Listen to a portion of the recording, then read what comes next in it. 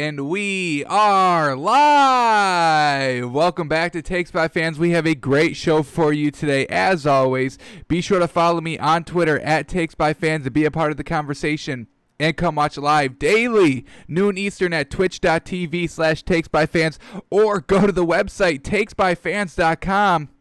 Click the watch tab, and whenever we are live on the website. Look at us go. Look at us live. We are live right now, y'all. So however you decide to watch, just make sure you're watching daily to get all of your sports content. All right, today is Friday, so we have to make our official picks for the Week 5 of the NFL. And, hang on. There we go. All right, we're all good. So we have to make our official picks of Week 5 of the NFL. We've got our 6 picks, our 3 in our locks category, and our 3 in our 99% guarantee category. This week is going to be wild. Lots of big spreads, y'all. But, we're going to make it work, and we're going to get you the money that y'all deserve. So bet my picks and bet them big because they are about to hit, y'all. Didn't have a great week last week, but we're about to rebound, y'all. That's how it goes. When you're betting these games, it's all about the ups and downs. But we are going to have more ups than we have downs, and we are going to get back on track this week. All right. Got to talk about Thursday Night Football today. Got to talk about Lakers Heat. I mean, this could be the last NBA game of the season, y'all. It could just be over just like that. It's been a great 2-3 months, however long it's been. Talking basketball pretty much every day. It's been fantastic. Unfortunately, it could come to an end today if LeBron James decides he wants to close out, and I think he will. So we will preview the Lakers finals game tonight. Talk about Thursday Night Football and do our picks. But first, y'all already know, come on. We got to talk about the COVID situation. Couple of news breaking this morning, last night, some games being moved around. We'll get all into it. Let's start here with the COVID news already. Titans, Patriots all had negative tests come back for Thursday. That's fantastic. None yesterday, none today. So, great job there. This is like a really good sign, a really good silver lining, if you will, that, it really doesn't seem like COVID's really spreading like wildfire. I really thought that, if the NFL didn't do a bubble like the NBA, like the NHL, that it really would kind of get out of hand because this, football is a contact sport. Yeah, baseball, really not too much contact there. They had an early breakout, but they've, since then, they're in the playoffs. Everything's really working out. But I really thought the contact sport, the tackling, the coughing, the wheezing, the breathing, the sacking, the catching, the forced fumbling, I really thought that all of that contact would really spread the COVID, but really, it really hasn't.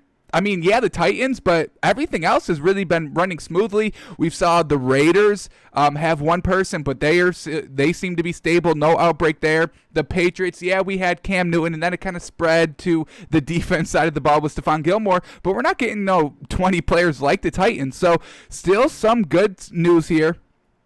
All negative tests, looking good. Titans looking to open up their facilities tomorrow if there is no more positive tests. So that is fantastic. Hoping that we can get this Bills-Titans game on track, on time. Also, the Chiefs, no positive tests. We've all seen the picture. Stephon Gilmore hugging Patrick Mahomes right after the game, and then the next day, Stephon Gilmore gets diagnosed with COVID-19. So the fact that it hasn't spread to Mahomes yet, or if at all, knock on wood there, hope he is negative for the rest of his life. Nobody on the Chiefs has gotten it, so this is great news once again. Yes, let's all not react that the sky is falling and the season's going to be canceled and it's over. Let's all take a deep breath. There is some step backs, but there is some silver linings that I think we should be looking at, not just all the negative. There's a lot of positive, folks. There is a lot of positives, even with all these positive COVID confirmations. I don't know. All right. Moving on, but now the Jets. Oh boy. A player on the Jets has tested positive, but they are waiting for that second test to come back to ensure it is a positive and not a false positive. We have seen, I think, 1 or 2 of those false positives so far this season. So this could, happen with the Jets.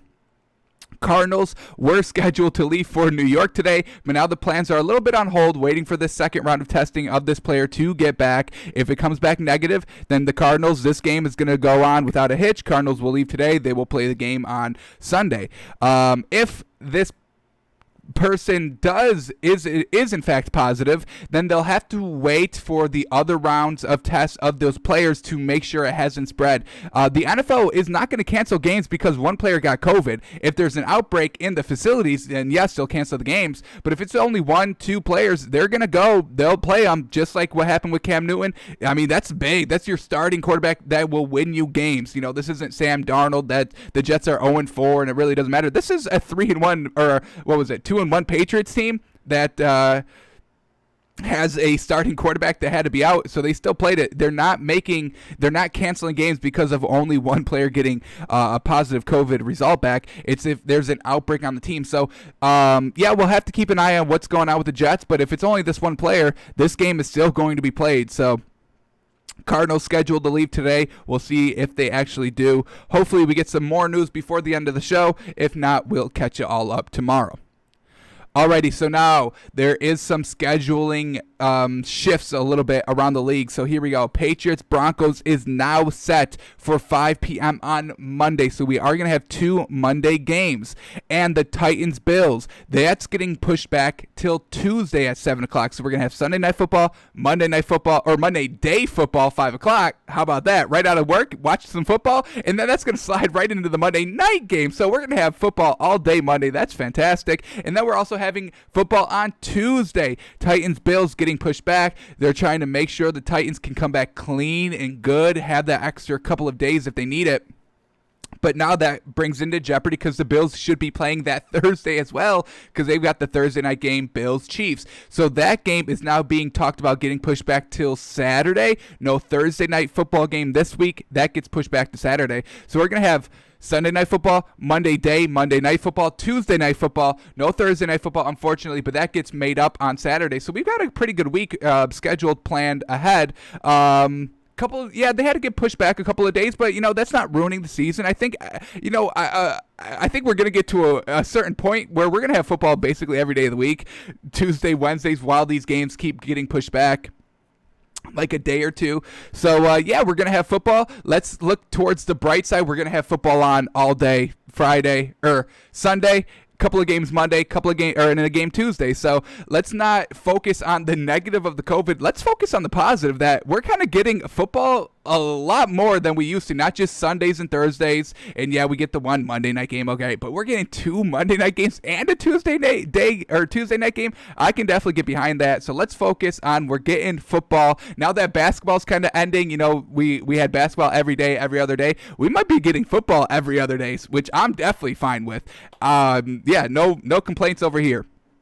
So, that's basically all the COVID news.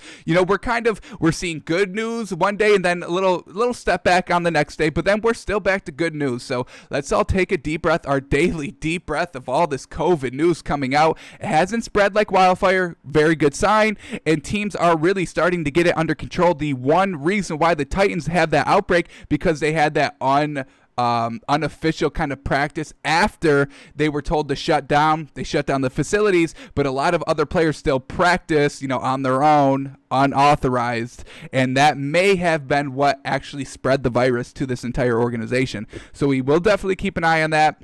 But, everything's looking fine. No real need to panic. Alrighty, so let's jump right into it today. Heat Lakers. This could be the last basketball game, y'all. Heat are up, leading the series 3-1 in the NBA Finals. We have Game 5 tonight, 9 o'clock tip-off, same as usual. All right, let's talk about who do we think is going to win this game. LeBron James in a closeout game, and they're going to be wearing the Black Mamba jerseys. Yes, give me -20. The Heat are going to the Lakers will blow this Heat team out tonight. It's unfortunate. I loved what the Heat have done this season. It's been so entertaining. It's been fantastic to talk about basically every day since the seeding games began and then the playoffs, and they made that incredible run, and they've been looking fantastic. But this Lakers team is a little bit of a different animal. They play very good defense, and it's LeBron James and Anthony Davis. Literally, these two players are I would put them 2 of the top 3 players in the NBA, y'all. These are fantastic players. The Heat, they had to face, they faced the Pacers round 1. Who's in the Pacers? Nobody. Don't even say TJ Warren. I don't want to hear it. That man had 2 good games in the bubble. Man's a fraud. And then they had the Bucks, and it was Giannis. But we knew, I mean, the Bucks they're not a good team. They had Giannis, but Giannis is kind of like a one-trick pony. He's just going to drive to the basket. LeBron and Anthony Davis, they can shoot threes. They can drive. They can post up. They can hit the mid-range. I mean, Giannis really doesn't have that.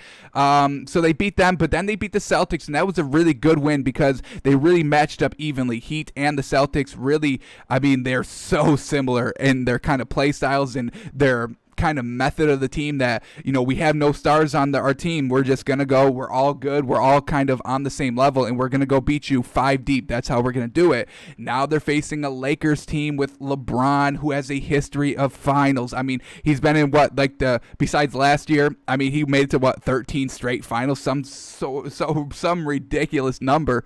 So he knows how to win continually, and he knows what it takes, and he's got the longevity, and he has the endurance, and he has all of that. And then you bring in Anthony Davis, who is an absolute monster. He got a little bit of, he was a little drowned out before he came to the Lakers because, I mean, he was the number one. But now he's in a Lakers system where he can kind of thrive as the number two, taking a lot of heat off of LeBron, and so making LeBron better. LeBron taking a lot of heat off Anthony Davis, making Anthony Davis better. So they really just complement each other so well. And the quote came out a little bit earlier in the series. LeBron's like, yeah, we're not competing with each other.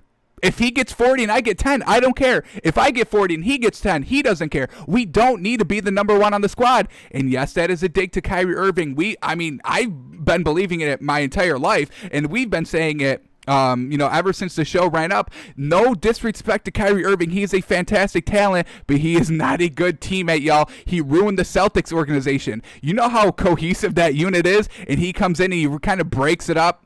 So, and now he's going with Kevin Durant, who can be a little bit of a, I don't really know what to call him. He's a fantastic talent as well, but he's really not a leader either.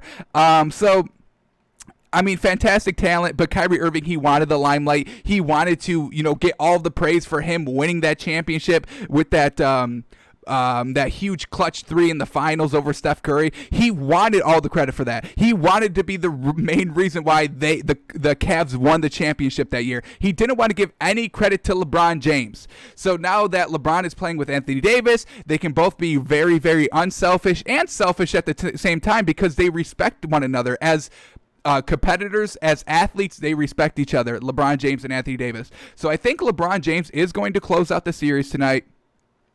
I don't think Goran Dragic is going to play. Adebayo is still going to play. So let's talk about that angle. Adebayo comes back and they lose again. They win the Heat win the one game with Adebayo out. It's a little weird, right? So we mentioned it when we talked about Game 4 that we really wanted to see Kelly Olynyk get back because he only had 12 minutes last game and he played, I think, 30 in Game 3, the game they won, and he had 20 points and some offensive rebounds. That may be the key. That may be the key of beating this Lakers squad, is just maybe going a little smaller ball, catching them off guard with the threes in the mid-range. But if you're going to Bam Adebayo down low, he's going to get locked up by Anthony Davis and LeBron James and Dwight Howard. So we'll see how that plays out. Once again, I don't think it's going to be beneficial for the Heat to really just play Adebayo and really be him or have him be kind of the main focus. Got to get Jimmy Butler more involved. I think you have to have Kelly Olynyk play about 20, 22 minutes, have him play heavy minutes off the bench. I think he could be real good for this Heat team. He's proven it. When he started, because Adebayo was out, he did fantastic. 20 points. I think he was the second leading scorer of that squad. So the Heat have to go back to the game plan of Jimmy Butler putting up at least 30, having Tyler Hero putting up his classic 17, having Kelly Olynyk play 22 minutes, him putting up about 15. He doesn't need to go put up 20, but 20 would be fantastic. Have him around the 15. If he can get those offensive rebounds, 2-3 offensive rebounds, all those extra possessions, they will matter to this Heat team. I don't think they do that, though, because they went back to Adebayo, really kind of wanting him, forcing him to play maybe back in game number 4, and they lose because of that. So I don't think the Heat switch back to Jimmy Butler being the main offensive target, and I don't think they play Kelly Olynyk a lot. I really don't. I don't even think he gets back to 12 minutes. I don't think he does. So because of those two factors, LeBron James close out in the finals. He's very good at it. They're wearing the Black Mamba jerseys, and this is good. I think they're 4-5-0 while wearing them. They channel their inner Mamba mentality, that killer instinct of the Kobe Bryant. Yes, sir. Lakers get it done tonight. 3-1. go up to 4-1 last game. Lakers, LeBron, he gets his 4th ring. Now we can start talking mad legacy now, and it's going to be so fun. It's going to be so entertaining seeing all the arguments on Twitter. Jordan, LeBron, that debate. Now that LeBron's going to get his 4th ring, let me knock on some wood because I am jinxing it a little bit. But I really, really, really like the Lakers tonight. Let's see what the line is. Remember 9.5 first 2 games, then it dropped to 7.5 when Bam Adebayo was coming back. So we'll see what the official line is. I'm expecting it to be, 7.5, what it was last game. And I think I may switch over to Lakers -7 this game. We saw the backdoor cover of the Heat. Thank you. I believe Tyler Hero. That made us win 2 days, or on when was the last Lakers game? It was 2 days ago, right? Tuesday. I think it was on that Tuesday. We ended up taking Heat plus 7.5. That backdoor cover made us hit. But I think I have to switch it this game because I really think the Lakers are going to close out, and they're going to close out early and often. I'm talking about a 10-point lead going into the second quarter. They open it up to 15 at halftime. Maybe Heat start to come back in that third quarter, but then in the fourth quarter, it's game time, game over. Maybe the Heat cut it to a 7-point deficit going into the fourth, and then LeBron just kicks it up, and they win by 14, 15 points, I feel. Lakers win this one big. Let's check the line. If it's any less than 7, then maybe we can expect Goran Dragic playing, but I really think that injury it's not going to go. It's not going to go. So here it is. Yeah, it's going to be Heat plus 7, and I really like the Lakers -7 at this point, y'all. We get the backdoor cover. Thank you, Heat, last game. But, I mean, the Lakers kind of won last game by, 9? They should have won by 9, but that 3 made it to a 6-point game. So, love the Lakers to close out tonight. They're going to be wearing the Black Mamba uniforms. That does carry some weight. Anthony Davis, he's going to have a great game. LeBron James is going to have a great game. I think the supporting cast, they feel that they're one game away. I'm expecting big things from KCP. And I'm expecting at least Kyle Kuzma or Danny Green to give me 15. So I can definitely rock with it. We're going to go Lakers -7 here. We're going to switch it up. We really love betting the Heat plus the points this entire playoff series. But this is a closeout for the finals. And LeBron James doesn't think twice about closing out games. He'll get it done tonight. Lakers -7 is the bet. All right, last night, Thursday Night Football, Thomas Brady versus Nick Foles. When have we seen this? Well, we saw it in the Super Bowl, and Nick Foles got the better of Brady that time. What happened this game? Nick Foles with a new team, Tom Brady with a new team. Same result, though. Nick Foles getting the better of Tom Brady. The Bears winning it 20-19. What is going on with this Bears team? I cannot put my finger on it. I mean, they didn't look good. Nick Foles didn't look good. Tom Brady really didn't look great. He looked all right. They were moving the ball, but when I was watching the game, I'm like, how is Chicago still in this game? Like, Nick Foles is really looking trash. He's dinking and dunking all over the field. He can't be accurate for a deep ball to save his life. How is Chicago still in this game? And we have to give credit to the Chicago defense pressuring Tom Brady. There was literally I don't think any deep balls this entire game, so we have to give credit to the Bucs defense containing Nick Foles' arm that I don't think he has, and the Bears defense for containing Tom Brady's arm, which I definitely know he has. So let's get into these stats real quick, and then we'll check the highlights.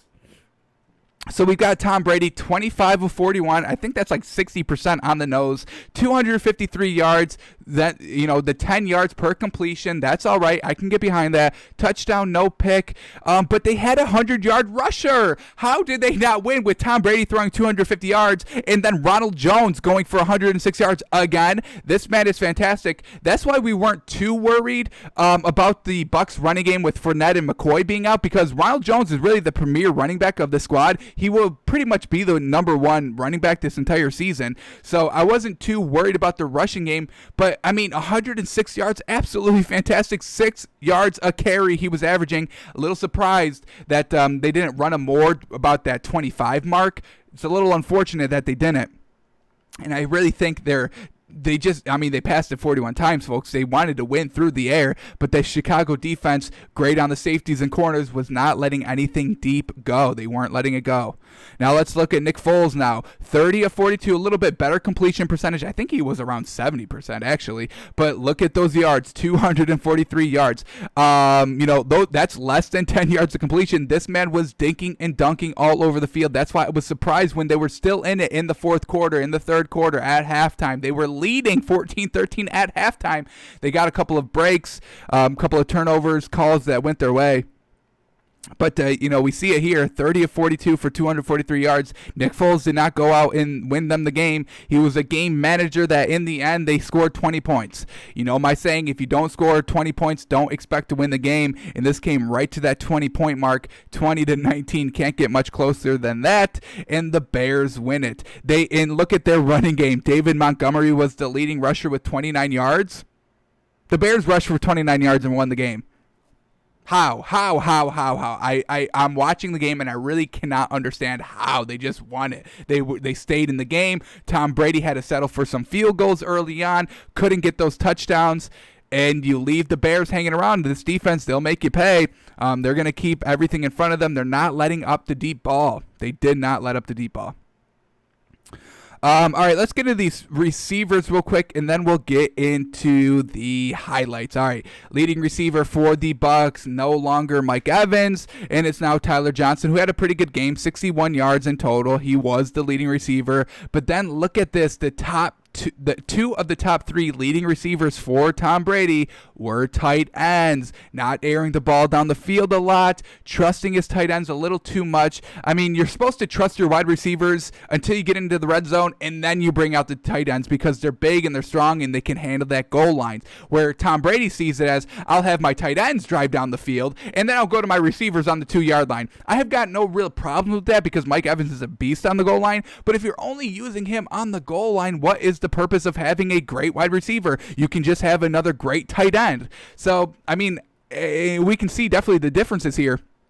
So check this out. 2 of the top 3 receivers for Tom Brady were tight ends. Now let's look at Nick Foles. Who is he throwing to? He's actually throwing to his wide receivers. Allen Robinson, the leading receiver for the Bears, 10 catches. He was targeted 16 times, an actual wide receiver for 90 yards. And then the second leading receiver was Cordell Patterson, who was also a wide receiver and not a tight end, and he went for 38 yards. And then we see the third leading receiver for the Bears was the tight end, Jimmy Graham. That's how you're supposed to play it. Let Allen Robinson, Cordell Patterson carry you down the field, and then once you get in the red zone, that's when you start shooting for the tight ends, where Tom Brady sees it the opposite way. And I really do think that definitely affected the outcome of the game, and that definitely affects the outcome of Tom Brady, potential to win games. If you're just going to your tight ends, got to open it up to your receivers at some point. Is that showing maybe the age arm of Tom Brady, just once again going to his tight ends all the time, not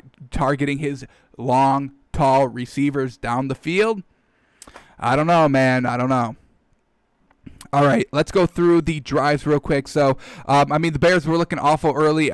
5 plays, 20 yards, and then they throw an interception, classic Nick Foles, and then they get a touchdown because of it, and now it's 10-0 in the first quarter. But then the Bucs couldn't really put them away. They had to settle for some field goals, and then they fumble. It's questionable. We will look at it when we get to the highlights. They do show the fumble, so we will talk about that. And then the Bears, they end up scoring a touchdown kind of right before the halftime, and they now take the lead. They had a great second quarter, 2 touchdowns. Nick Foles driving down the field, blessed with a fumble and a short field, and now it's 14-13 Bears going into halftime. Once again, coming out of halftime, Nick Foles not looking too good. First 2 drives for the Bears are 3 and outs, not taking up a lot of time and not moving the ball down the field, where Tom Brady once again has to settle for field goals. So you're leaving the opportunity for Nick Foles to kind of catch fire in the third quarter, in the fourth quarter, and to upset you late in the fourth quarter, which he actually did. So they have to settle for field goals, and now they're punting. Chicago gets a field goal really kind of to end the third quarter. Once again, a 10-play drive, 5 minutes off the clock. Tom Brady once again settling for a field goal. Let's count them. 1, 2, 3, 4 field goals in the game by the Bucs. You're not going to win by settling for 3 instead of 7. The Bears told you that, yeah, you can score on your possessions as long as they're field goals, but we're going to get touchdowns when we touch the ball, and that's what they did. Then we go in the fourth quarter. Late field goal ends up winning, and then we have the confusion. Does Tom Brady know it was actually fourth down, or did he actually think it was third down? We have Bruce Arians coming out and be like, oh no, he knew it was fourth down, but then we got Tom Brady holding up four fingers with a puzzled look on his face, looking toward the rest, be like, no, that was only, don't we have another down somewhere?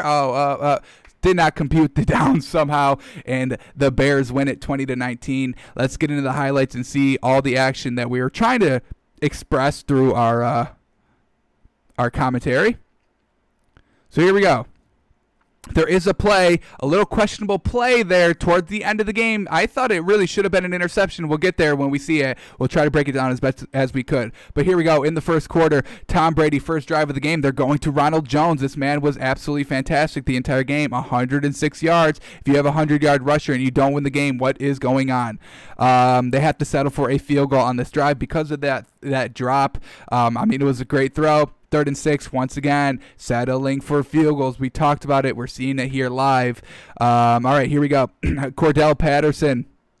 He wanted to return this ball every single time. He's 10 yards deep in the end zone. He does not care, and he had a very good game doing it. He only gets back to the 25 here, but we are going to see in these highlight packages, he's getting to the 30, the 35, looking real good. Could rip it off for a touchdown really whenever he wanted to, but well done by the Bucs special teams to keep him in front. Then we get Nick Foles. Once again, yes, this pass is completed, but it is kind of short. It's a little short. So once again, the accuracy of Nick Foles, which has been our one knock on Nick Foles as we're watching him, is the accuracy. He wasn't even accurate even on these completions. That's why when we were watching the game live, we're like, how the hell are the Bears still in this game? Here we go. Nick Foles still in the first quarter. Rolling to the right.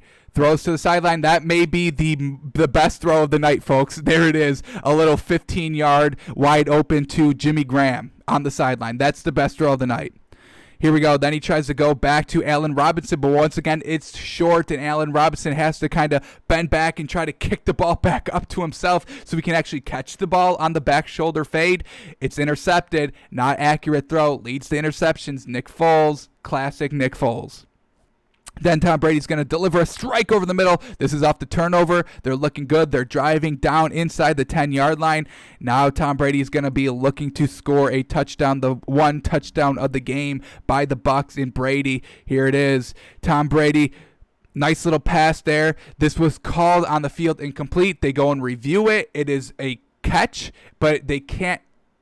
Because they blew the ball dead, they can't further they have to call the play dead right there where he caught it, so they have to mark him down at the 2-yard line, although it should have been a touchdown. Now let me note this, because I will come back to this at the end of the video when we have to kind of break down a play that didn't get a lot of attention, but when I saw it live, I was like, hang on, can we actually stop and look at this play again, maybe a little bit more? I'm surprised a lot of people aren't talking about it, but here it is. So we get the running back, I believe this is Jones here. He catches the ball, but look at, this was a catch. They overturned this call. It was called incomplete on the field, but look at him. He's kind of cool, calm, just kind of walking around. He's not arguing, hey, challenge that. I caught that. So I thought this was actually incomplete live, just based off of the running back not going to the coach, be like, no, challenge that. I actually caught that, and I rolled into the end zone. That should be a touch. So the non-kind of expressiveness of this running back is a little bit questionable because they did go and review this and they overturned it. So just a little questionable that he didn't make a big deal out of it, that, hey, I caught that. Go look at that. So keep that in mind. Here we go. But then Tom Brady to Mike Evans. Where he goes to Mike Evans on the goal line. We saw this, what was it, last week or 2 weeks ago? Mike Evans, 2 catches for 2 yards because they only used him on the goal line. Hey, Tom, that's what your tight ends are for. Let's start doing that. Have Mike Evans run that 50-yard fade a couple of times throughout the game, and you can catch a couple of them because he will do that. He's proven that he will catch the deep ball, one-on-one coverage. We've seen it. We've dissected it in our Wednesday film studies. There it is, Cordell Patterson back with another return that went a ton of yards. I think he got to like the 35-yard line.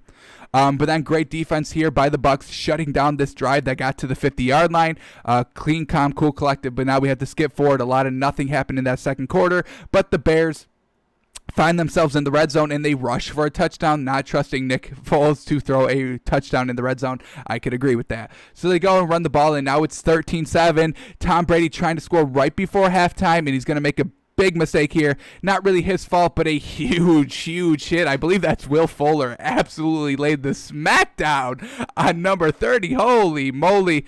Let's replay that one again, because this is a huge hit. Initially ruled an incomplete pass that he didn't have full control before the hit, and he fumbled it. Here's the hit right now. Oh my goodness. And this was a clean hit, yo. This was absolutely clean. They slowed it down, multiple angles. This is shoulder to chest, boy. No helmet to helmet, no leading with the helmet. So on the field, that was called incomplete pass, but then they go and look at it and decide, no, he actually did fumble. I wasn't a big fan of it. I didn't think there was enough time. I didn't think he completed the process of the catch, but the refs outrule me. Unfortunate, and the Nick Foles are now perfect position, prime position, and we know this. Not great quarterbacks are great on short fields, yo. They thrive off of it. That's kind of why they're in the league. That's why we're still talking about some quarterbacks. Mitch Trubisky, Dwayne Haskins, Baker Mayfield, maybe. Short fields help these quarterbacks. Nick Foles is one of them. But then let's look at this catch by Jimmy Graham. Oh my goodness, he's going to be at the bottom of your screen here. One-handed kind of catch with his arm. It was absolutely beautiful. Kind of great ball by Nick Foles too, towards the sideline where only the receiver can catch it. So I can give Nick Foles a good credit there. Good throw, but an even better catch. Jeez, Jimmy Graham, absolutely love it. Great. I mean, Tom Brady, that's how you use your tight ends in the red zone, throwing touchdowns, not just using them to get you down the field and then throw to your receivers on the goal line. So you can see the differences. Nick Foles uses his weapons where Tom Brady kind of wants to dink and dunk. Tom Brady wants to dink and dunk to his tight ends. But once again, Jones, another huge run to set this Bucs up for, I believe they get a field goal on this drive. Unfortunately, once again, Bucs not capitalizing on these good drives around the 30, and they're going to falter at some point, not get the touchdown, have to settle for the field goal. Tom Brady gets taken down there by Khalil Mack. Did y'all forget about this man? We have not over here. Absolute game record, one of the best defensive ends in the league.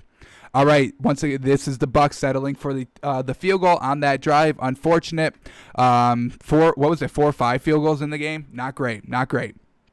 All right, Nick Foles back at it. Hey, he's looking up. He's like, oh, my God, it's third quarter, and we're still in this game? Hey, let me kind of go on my bullshit real quick. And he's gonna feel himself in the fourth quarter. He's definitely going to start leading the charge a little bit. Here we go. 3rd and 18, looking for the first down. Steps up. Almost throws an interception. This was actually ruled an interception on the field, but when we looked at it, it wasn't even close. That ref that we just saw right there coming in, he calls an interception. Don't know what he was looking at, but not great. Foles, then he goes and fumbles. Now we're into the fourth quarter. A lot of nothing happened at the end of that third quarter. Now we advance to the fourth quarter, and we see Nick Foles fumbling the ball, but the Bears recover it. They settle for a field goal, and they're going to make it. And they're going to go up by 1, and that 1 point's going to be crucial. We saw it 2019, the final. We got it 16-17 here. What happens? I think these teams are going to get another field goal here. Tom Brady at midfield, 8 minutes left. A nice little setup screen to Gronk. Once again, getting to your tight ends on a screen play on the 50-yard line. What is going on with Tom Brady? He wants to dink and dunk, doesn't want to throw the ball downfield for some reason. I don't get it. Maybe the arm is going a little not great. All right, this is the play right here. This is it. The alert. I told y'all to remember. Number 30, I believe, didn't kind of beg for it to be challenged, and it should have been challenged, and it was actually overturned because it was a catch. This is why right here. Let's rewind this a little bit. We are going to have to open this up in the other player because I can't deal with the screen going gray every time I move the cursor. But there it is. They call this incomplete, and nobody even looked at this play. I didn't even see another replay on the live broadcast of this play. Nobody even looked at it a second time. The commentators were so solid that was incomplete. But I want to take a second look at that. So we ended that highlight package. Bucs were down 16-17. They get a field goal. Then the Bears come back. They get a field goal. I mean, we can go down to these drives right here. So they have to settle for the field goal. Or hang on, where is it? The Bucs have to settle for the field goal. They go up 19-17, and they could have iced the game there with that interception. They could have settled for another field goal or a touchdown to really ice the game, but they don't get the interception call. They're up 2, and then a punt, field goal there by Nick Foles, able to kind of lead them down here. Let's kind of look at this drive a little bit. Actually, yeah, let's go in depth into this last Nick Foles drive, shall we? Before we do this play. So we'll do this play that I kind of want to take a look at that I think could have been an interception if we got better angles of. We could have seen it a lot clearer. But let's go to this play, and then we'll watch Nick Foles' game-winning field goal drive. All right, so it's right here. Nope. We got to go back one play.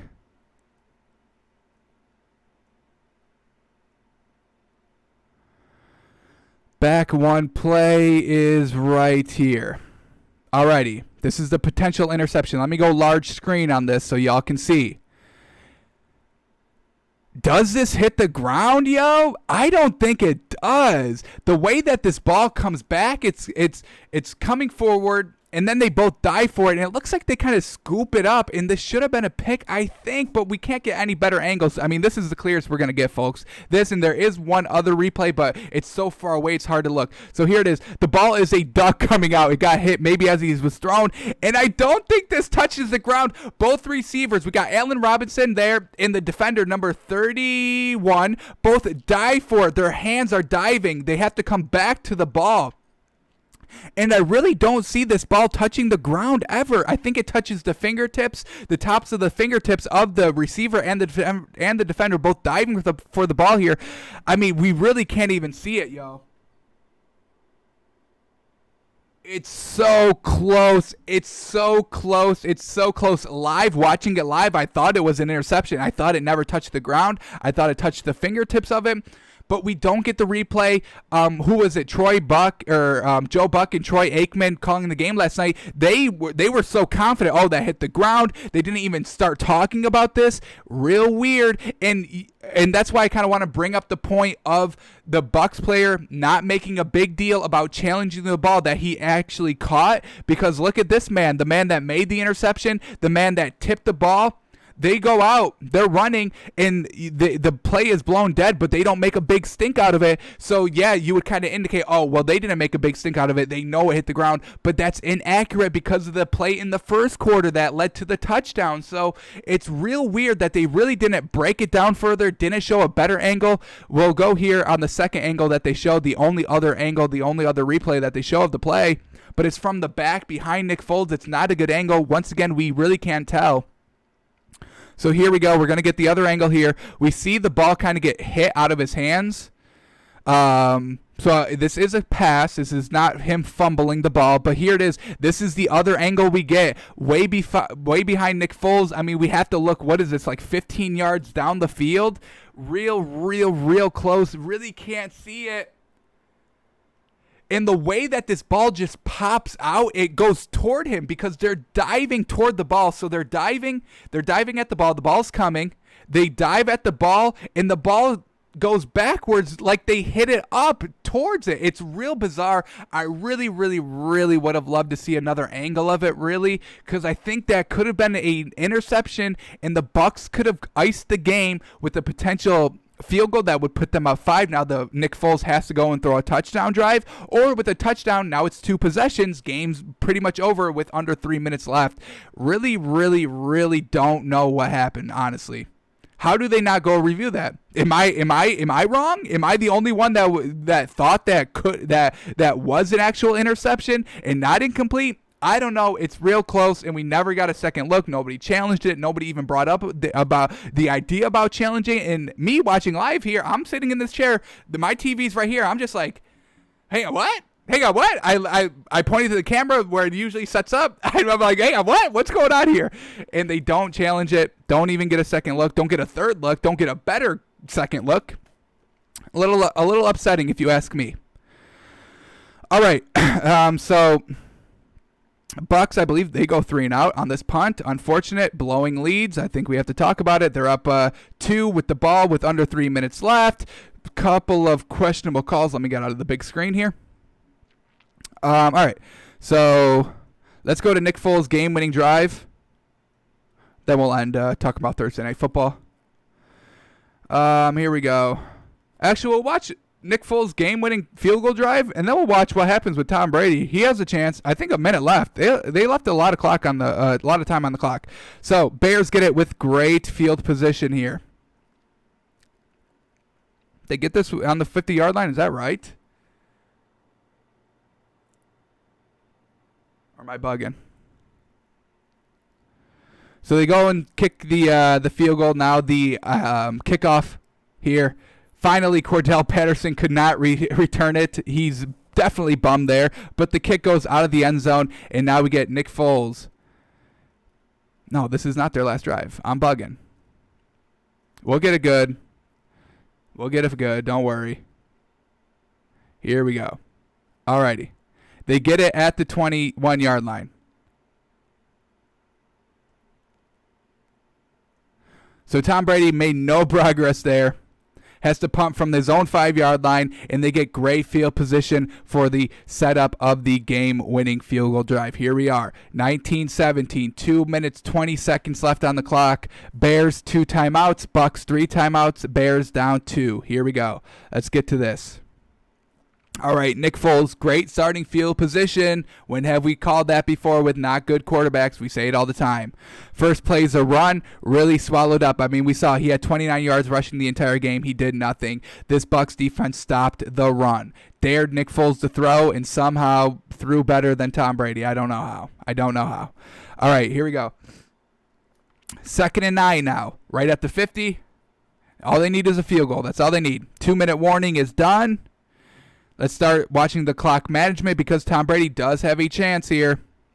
Ball gets tipped up in the air. Once again, the accuracy is showing for Nick Foles. He's not shoring it up through the game, not shoring it up through a full week of practice. The accuracy is still off, and this is Jimmy Graham. We saw old reliable hands. We saw that one-handed catch. Little behind him. Actually, that was actually just great defense. Yeah, great defense. Maybe the ball's a little behind. Jimmy Graham want to set it up a little bit further so the defender can't swat the ball away. But where Nick Foles threw it isn't great because the defender was right on him. But now we get 3rd and 9. Nick Foles on a 3rd and 9 to keep this game alive. You can't kick a field goal from the 50-yard line. Nice little out. And that's why the dink and dunk, nothing down the field, less than 10 yards of completion. They're able to kind of throw it behind the first down marker, and all the speed, all the back off of the defense, he's able to run there, pick up the first. So continuing to drive, he gets out of bounds, stops the clock. Once again, go to Ty Montgomery in the backfield. I can't throw downfield. Nick Foles doesn't get anything. Nick Foles trying not to lose the game before he even has the lead.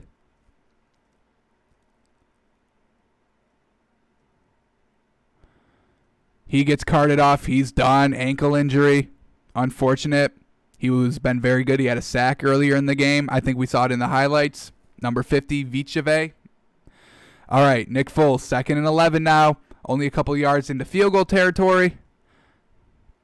But he sets up the floater, and they literally ran this play 3 times this entire game. The kind of the wheel route by the running back, it worked all 3 times in big situations. The Bucs could not cover this, and Nick Foles puts this on the money all 3 times. You could watch him. I forgot when they run him. I think there was like one in the second quarter and one in the third quarter, and then he brings out this play again. They ran the same exact play 3 times in the game, folks. I cannot believe it, but this is Nick Foles' best play.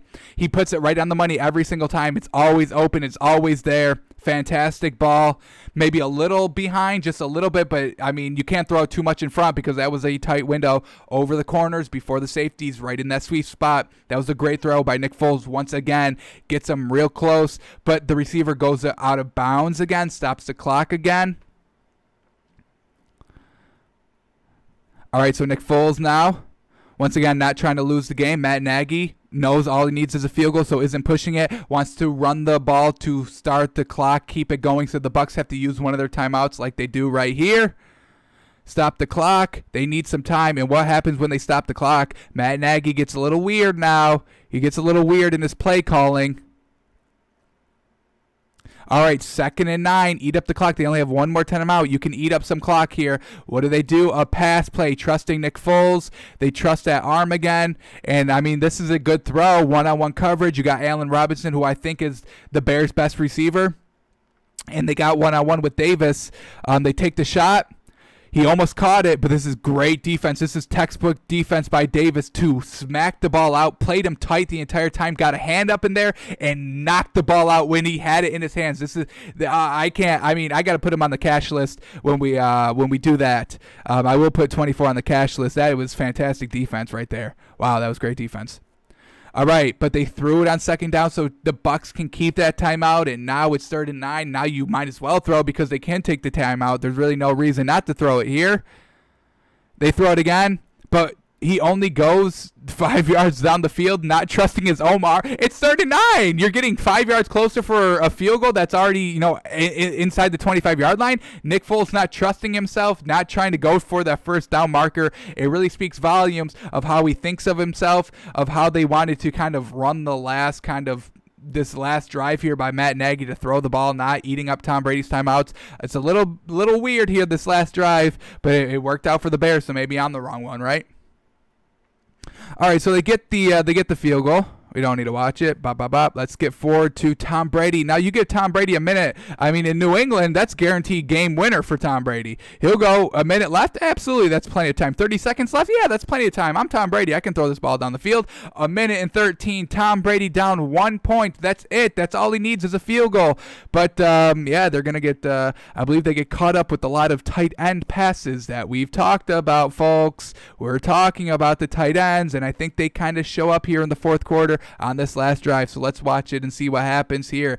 Tom Brady, 23 of 36, 237 yards, 1 touchdown, no interceptions to this point of the game. Now he's got a chance to go on a game winner on prime time television. Bill Belichick, you bet your ass he's watching this game. Tom Brady, nice little throw there to Mike Evans. Great drive starter. That's what you do. Throw to your wide receivers. But that picked up, 13 yards, and he had, 35 yards the entire game? Do the math there, folks. They weren't going to Mike Evans at all this game, besides in the red zone, which you use your tight ends for. You have Cameron Brate and Rob Gronkowski. You don't need another wide receiver tight end. What are you all doing? What is Tom Brady doing individually? All right, here we go. Tom Brady moving the ball, feeling good. 1st and 10, 1:06 left. Steps up. He tried to go to Mike Evans. That's what you want to do, but a little inaccurate there. Evans coming back for the ball. Tom Brady can't get to him. Now it's 2nd and 10.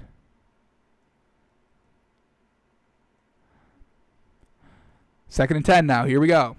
Off the missed throw from Tom Brady, trying to go to Mike Evans. Steps up in the pocket, dumps it off to Jones. Doesn't pick up anything, but they have to go and clock the ball. They have no timeouts. It was in the middle of the field. Tom Brady getting them up to the line of scrimmage. Not going to spike the ball. Just going to run a play here. 3rd and 5. Tries to go to his tight end, Rob Gronkowski. And Rob Gronkowski and Mike Evans were right in the same vicinity, so they're bringing extra defenders, maybe one that wouldn't have been there. Tom Brady trying to just go to Gronk here. Little behind the accuracy. I mean, we knocked Nick Foles for his accuracy. We are going to have to start knocking Tom Brady because the accuracy is really kind of diminishing here. Those interceptions, those pick sixes, that's all accuracy, folks. And this missed throw here, a little behind Rob Gronkowski. He has to go up and reach behind him. If this is right on him, he's usually solid. But now 4th down here. This is the last play. And what does Tom Brady do? He wants it all. And it's once again going to Cameron Brate, his other tight end, down the field.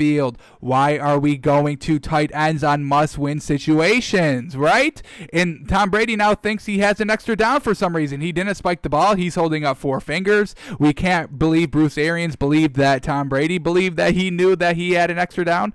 So look at that. That's not even open. Tom Brady already decided where he wanted to go with this ball before he threw it. Wanted to go to Cameron Brate here for some reason. Trust your wide receivers. Trust Mike Evans, who worked with Jameis Winston. When Jameis Winston can make you look good, I mean, you're going to be good in the league with a great, potential number 1 quarterback with Tom Brady. So don't love what Tom Brady did there at the end of the game. Thought he had an extra down, didn't. Not looking good. And now the Bucs are 3-2, and they were my number 8 seed going into this week on my power rankings, but we have to move them out now. I'm done. I'm over them. I don't know what's going on.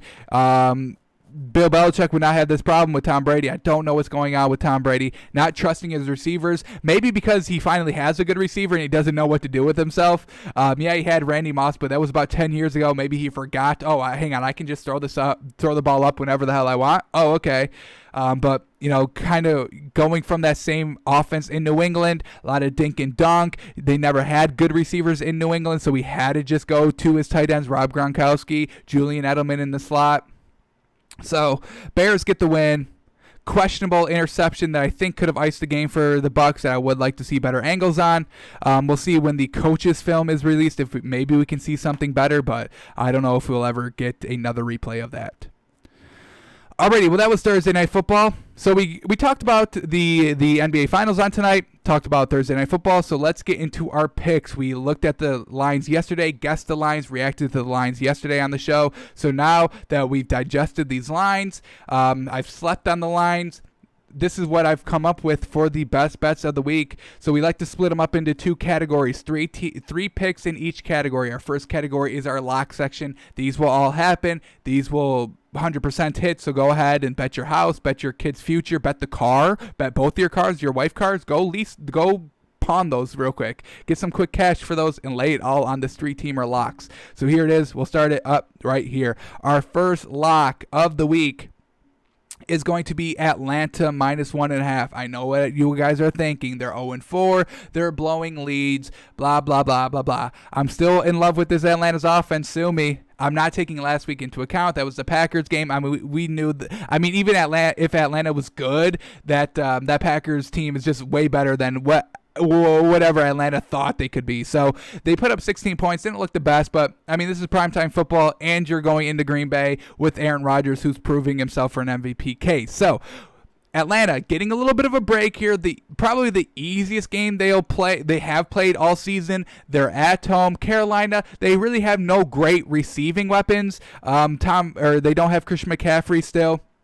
The Falcons' defense isn't good, but I think, with the limitations of this Panthers offense, Teddy Bridgewater, he's looking all right in some games. He's not doing great, but he is a 2-2 quarterback, and his play is about 2-2. Matt Rule, let's see, going on the road. Not sure how to feel about Matt Rule just quite yet. I never loved the hire because he wasn't good in bowl games. So, if you're not good in the big game, what are we doing? You're going to lead me to a 10-6 season with the first round exits? We saw that in Marvin Lewis for fucking 15 years with the Bengals. We don't need to see it anymore. So if you're not winning the big games, why are you here? Dan Quinn, I could say the same thing about you. He should be on the hot seat. This is really a must-win game for Dan Quinn at home against the Panthers. You should win the game because of this. You have a better offense. Your defense isn't great, but you should be able to outscore the Panthers, which you have offensively. Even if Julio Jones doesn't play, they have a ton of other weapons, so I'm not worried about that. Matt Ryan is a serviceable quarterback. I would put him, in that above average category. But so they've got, this Falcons team isn't going to go 0-16, folks. At least I don't think. I hope not, right? I don't want to see any teams go 0-16. So they haven't won a game yet. The easiest opponent here, they're at home. Dan Quinn's job is on the line. I'm only giving up 1.5. I'll take that. I'm ready to rock with that. I'm going down with the ship here with Atlanta. When Dan Quinn gets fired, then I'll stop betting them. But I love this high-powered Falcons offense. I think they get back on track. 1 o'clock start time. No pressure against Carolina. Dan Quinn, he's only coaching for his job. That's the only pressure in this game. I like Atlanta -1.5 here. Alrighty, our second pick in our locks section is going to be the Cleveland Browns +1. I'm not ready to buy this Colts defense yet. I think the Colts defense is good, but when we're comparing these two teams, the defenses are pretty much comparable. Very good defenses with the Colts and the Browns. And then this Browns offense is just loaded with talent, where the Colts offense is really not. They have T.Y. Hilton. Okay, Marlon Mack got out for the year, I believe. So no running game for the Colts. They're not trusting. Both these clubs are not trusting their quarterbacks to go and win games. They're not trusting Phillip Rivers to throw the ball 45 times. They're not trusting Baker Mayfield to throw the ball 45 times. So they're getting it done with their other skilled players. And the Browns have a lot more skilled players than the Colts do. Plus, the Colts have been coming off of easy games. They had the Vikings, they had the Jets, and they had the Bears last week. I thought the Bears were were the locks. I had the Bears +3. They were getting points and they still lost. So, but I think the Browns are better than the Bears, or better than the Bears. Baker Mayfield is good. He's solid. He's serviceable when you're not asking him to do too much. And what did the Browns do last game? They didn't ask Baker Mayfield to do too much.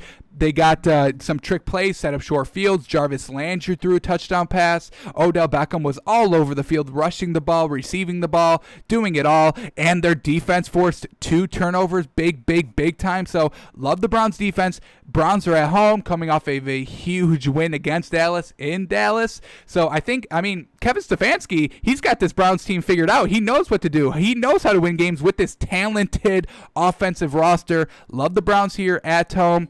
And they're getting a point? Absolutely. Browns win this one. Not ready to buy Phillip Rivers.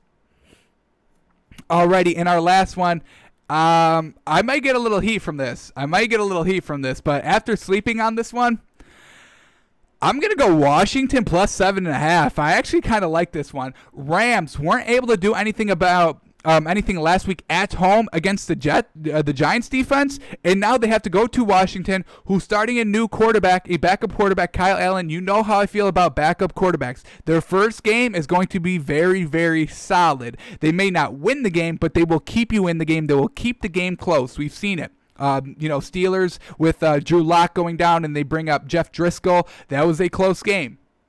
We've seen who else have we seen this season do good as a backup? Gardner Minshew was still kind of riding that momentum. Game 1, they end up winning that game. Ryan Fitzpatrick, he has a good game on primetime television. I mean, yes, he's the starter, but, he's a career backup. So we get Kyle Allen here. He's not the best quarterback, but he had his spots there. He made some headlines. He made some highlights last year with Carolina. So he's getting the nod up this week, kind of later in the week where the Rams really aren't, they've been focusing on Dwayne Haskins. They have no tape. The Rams have no tape on Kyle Allen with Washington's offense. So if they study at all for Kyle Allen, it's going to be what did he do against Carolina? What is he good at? But now he doesn't know what Washington knows he's good at. What did the coaches like about Kyle Allen? What is Kyle Allen good at throwing? What is Washington going to do to help Kyle Allen kind of ease his way into the game? They're going to give Kyle Allen plays that they know he's good at doing.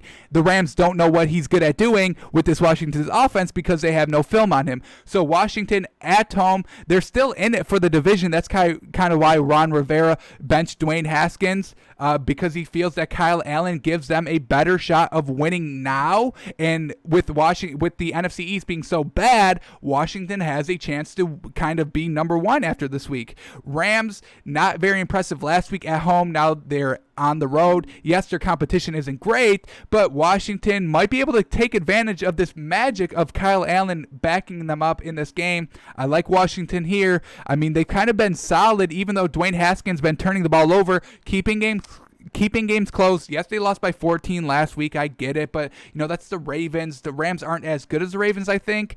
And they haven't. Last week was kind of a stinker, only putting up 17 against a kind of lousy Giants defense, letting Daniel Jones. We did it. We saw it on Wednesday when we broke down the film study. They gave Daniel Jones an opportunity in the fourth quarter to go win the game. It's Daniel Jones. He's not good. I think Kyle Allen is better than Daniel Jones. A little more, not even more experienced. They kind of got the about the same plays. But I do like it here. You're giving me 7.5. A lot of high spreads this week. So I think I like this one with the points. Give me Washington +7.5 at home. I'm going to rock with it. So this is going to be our locks for the week. Falcons -1.5, Browns +1, and Washington +7.5. All right. These are locks. You can bet this. This is guaranteed. This is free money. +597. You put 500 on this. You're walking away with $3,400, y'all. That's nice. Gosh darn, that's nice. All right.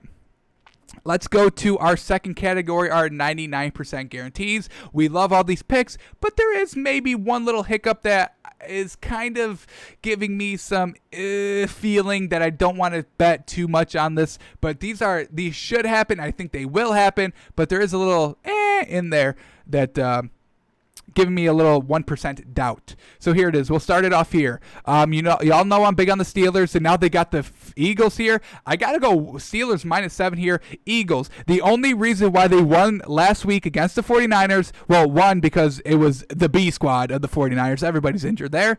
And they didn't turn the ball over 5 times. Eagles turned the ball over once, which is not what we expect from Carson Wentz. We expect him to throw 2 interceptions. So he only intercepted the ball once. And the 49ers turned it over like 5 times. Nick Mullins threw interceptions and fumbles, and then they bring in the backup of the backup, and he throws 2 interceptions. So the 49ers just cannot win. Oh, and the Eagles only won by 5 points.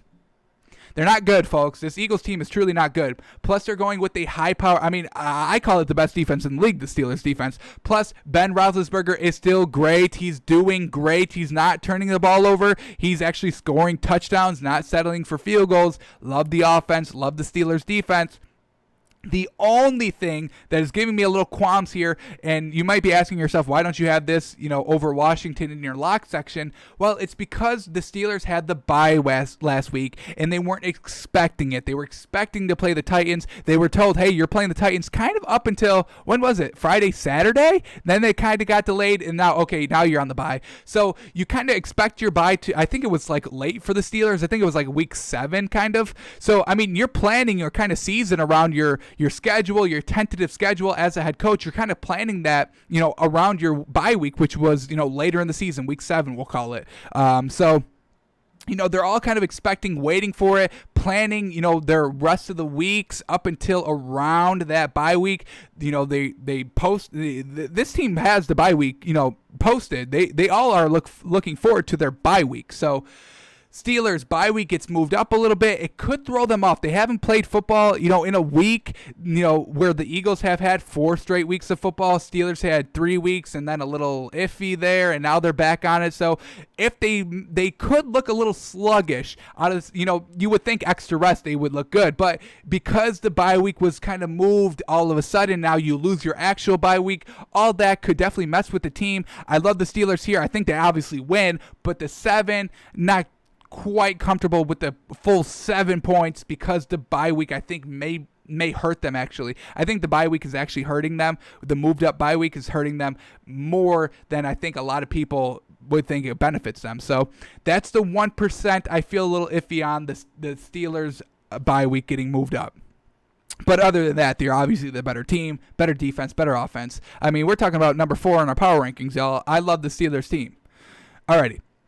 Moving on. The second pick in our 99% guarantee is going to be the Texans -5.5. Honestly, I think they're going to have so much fun. I think they're going to be free at practice. They're going to be free in the game. We know Jacksonville are frauds. They've lost their last 3. They won week 1, but who cares? It's week 1. A lot of things change. So Texans here, they're going to get their first win, I think, this week. Going to play loose, going to feel comfortable, going to play with really no regrets. They're 0-4. They have no head coach. Let the players run this organization now because the season's already over. Season's lost. Go and try and salvage whatever you can. Maybe try to squeak in as that extra added wild card this year. So we'll see. They're 0-4. Texans here, though, they're at home, no coach. I think they're going to play free. I love this Texans offense. They have wide receiver weapons. They have running back weapons. Deshaun Watson is their quarterback. They have J.J. Watt on the defensive end of the ball. They should be fine. Gardner Minshew is still not good. Texans at home, no coach. I think they play free and loose. We'll go Texans here, -5.5. And then our last pick to round out our category of 99% guarantee is going to be Seattle -7. Oh boy, there's so much to talk about this game. Russell Wilson making an MVP case. Primetime game in Seattle, helping out Seattle a ton there. Their offense is good. DK Metcalf, in my opinion, is top 2 wide receiver in the league. Russell Wilson, in my opinion, is top 2 quarterbacks in the league. Kirk Cousins can't play on primetime television. This is primetime television, 8:20 kickoff Sunday night football on the road. You think Kirk Cousins is going to be good? He hasn't been good all season. He's going to be extra not good this game. Seattle at home, going to take advantage of it. Vikings defense is really non-existent. They're trash. They lost all their good players. They don't have anybody. Yes, they have Ngakoue. Yes, they got him, but he hasn't been making an impact. Vikings have won 1 game, and it just came last week. Seahawks, they're looking good. They're looking fiery. coming off of a win last week. They're undefeated. They're at home. Pete Carroll, Russell Wilson, DK Metcalf, Chris Carson even. I love the Seattle team. Yes, they're giving up a lot with the 7, but Vikings defense is non-existent, and Kirk Cousins can't play on primetime television or a must-win game or really any game at all without having 2 all-star receivers. We see him really missing Stephon Diggs a lot. That's why they only have 1 win, and that's why they only put up 3 points against the Colts, and that's why they haven't been competitive in really any game. So love the Seahawks here. Love them, love them, love them. The 1% would be, it's a high spread. It's 7. It's 7, y'all. It's 7. So that's why it's my 99% guarantee. A lot of high spreads this week. Look at this. 11.5, 12, 7, 7.5, 9, 9, 7, 7.5. I mean, these are big spreads this week, folks. So bear with us. A lot of high spreads, a lot of risk with both teams. I mean, if we're taking the 11.5, if we're minusing 11.5, it's both. It's stressful for both teams. It's a lot to kind of cover. It's a lot to kind of hold on to against good teams. I mean, Bengals are getting 12 against Baltimore. Raiders are getting 11 against the Chiefs. Obviously, the Chiefs and the Ravens are better than these competitions, but the 11, it's a lot to win by in the league where the average game is decided by 1 possession. So these are the picks. To recap, the locks: Atlanta -1.5, Browns +1, and Washington +7.5. And then in our 99% guarantee category, Steelers -7, Texans -5.5, and Seahawks -7. Alrighty, that is going to do it for us today. We'll be back here tomorrow, Saturday, noon Eastern, kind of updating on COVID. We'll review the Lakers-Heat game. Is that the last NBA game of the season? I hope not, but I also hope so because I want LeBron to get the ring. So we'll review that game, kind of clean up some loose ends throughout the week. Is there anything else I kind of want to touch on before we get into Sunday's games? And then our Sunday show is just a rundown of what we've been saying all week, getting everything kind of together, all her thoughts all together, putting them on the record for when Sunday comes. We're either right or wrong, no hogwash, no in between about it. So we'll clean everything up kind of tomorrow and review game number 5 of the NBA Finals. So thanks for watching. Thanks for tuning in. We'll be back tomorrow, noon Eastern, twitch.tv/takesbyfans or takesbyfans.com/watch. We'll be there. We'll be here. Hopefully you join to get your sports content for the day. So there it is. We'll see you tomorrow.